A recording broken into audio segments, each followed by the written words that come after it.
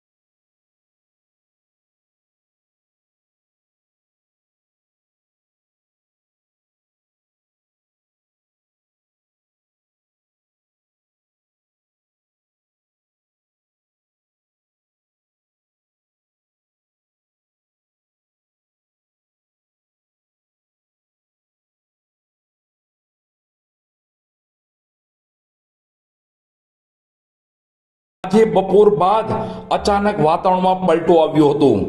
શહેરના અનેકો વિસ્તારમાં ઝરમર વરસાદ વરસ્યો હતો। આ કમોસમી વરસાદથી ગરમીમાં રાહત તો મળી છે, જોકે કેરીના પાકમાં નુકસાન થવાની ભીતિ સેવાઈ રહી છે।